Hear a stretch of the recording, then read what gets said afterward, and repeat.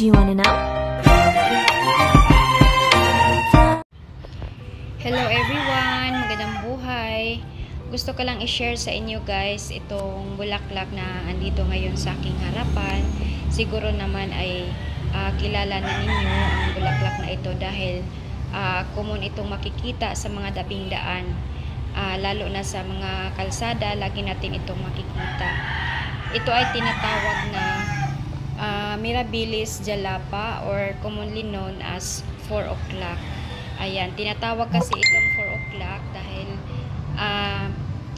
nag-o-open itong mga bulaklak niya every 4 o'clock in the morning. Tapos, magko-close na naman siya pagdating ng mga, siguro mga alas 9 or alas 10. Tapos, mag-o-open na naman siya pagdating ng alas 4 ng hapon. Kaya dyan ang galing yung pangalan niya na 4 o'clock.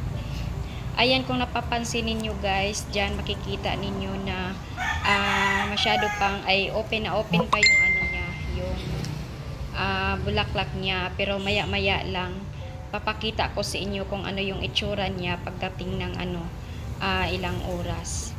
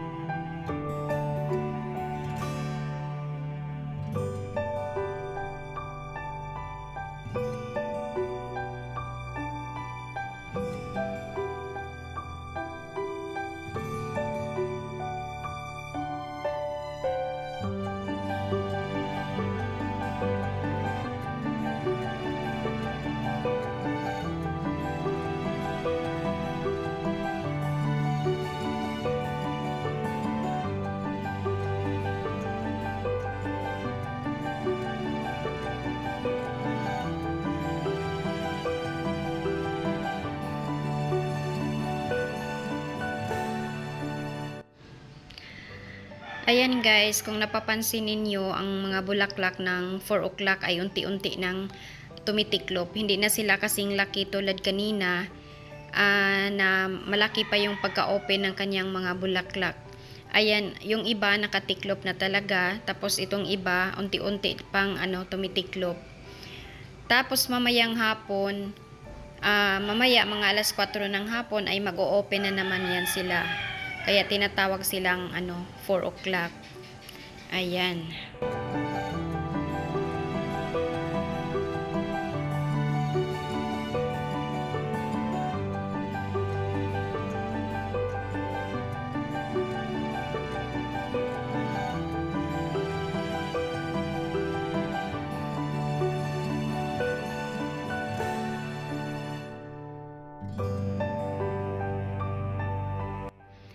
Maganda tingnan ang mga bulaklak ng 4 o'clock dahil kung napapansin ninyo, hawig ito ng isang trumpet. Ang shape ng bulaklak nito ay parang trumpet. Ayan. Tapos hindi ito or wala itong petals, hindi tulad ng ibang mga bulaklak na may mga petals kasi yung bulaklak niya ay buo, hindi iwa-hiwalay. So wala siyang petals, hindi tulad ng ibang mga bulaklak na pwede mong pitasin isa-isa yung kanyang mga petals. Ito wala kayong makikita kundi curve lang. Ayan.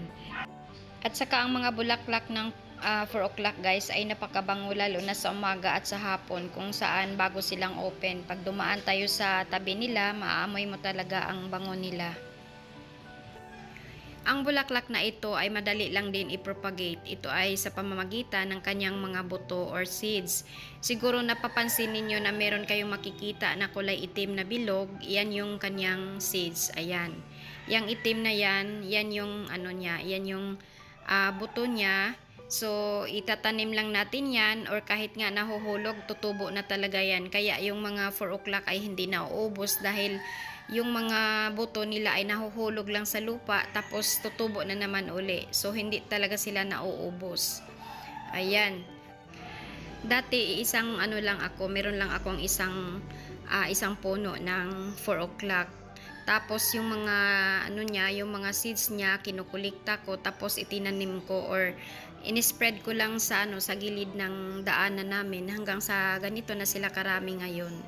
Ayan, tapos gusto ko hanggang doon sa kalsada talaga magkakaroon ng mga 4 o'clock kasi maganda talaga siya guys gawing border sa mga tabing daan. Kahit nga sa mga garden pwede siyang gawing pang border. Kaya ang ginawa ko, nilagay ko sila diyan sa gilid ng daanan namin para maganda naman tingnan yung daanan namin.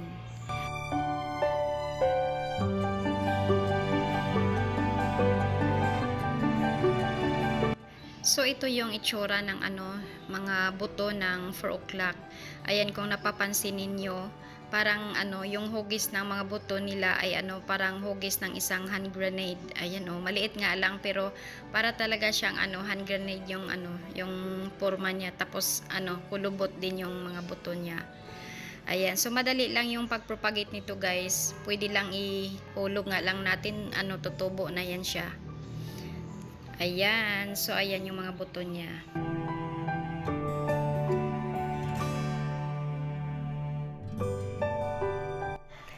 Ang mga bulaklak ng 4 o'clock guys ay may maraming kulay. May yellow, may red, may orange, may puti. Tapos meron ding variegated, meron ding dalawang kulay ang iisang bulaklak niya, parang hati. Ayan, so maganda talaga tingnan ang mga bulaklak ng 4 o'clock lalo na kung kumpleto sa mga kulay. Etong akin kasi lang magenta lang yung nakuha ko. Namatay na yung ko dati. Meron ako dating parang peach. Tapos namatay kasi nahulugan ng ng kahoy. Ayan, so maganda talaga tingnan ang mga bulaklak ng ng 4 o'clock kasi kahit simple lang sila tingnan pero kung maayos lang yung pagkalagay. Ito ng akin nasa nasa tabing daan lang, may kasama pang dahon ng kamote. Tapos yung gilid-gilid niya ay may mga puno ng malunggay pero maganda pa rin tingnan. Ayan ano pa kaya kung kumpleto sa kulay. Pero pag may nakita akong mga ibang kulay, magtatanim pa rin ako ng mga ganitong bulaklak. Ayan.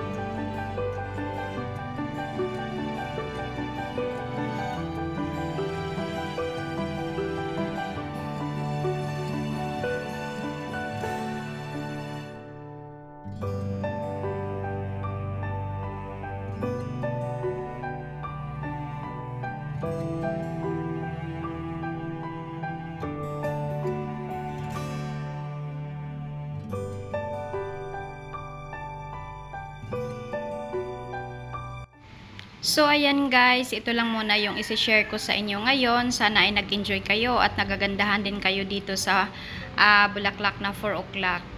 Maraming salamat sa inyong panahon, sa panonood, at sana naman ay huwag niyong kalimutang i-like at i-share ang aking video, at para naman updated kayo kung meron na naman akong bagong upload, please click the notification bell. Ayan, have a nice day everyone! Bye!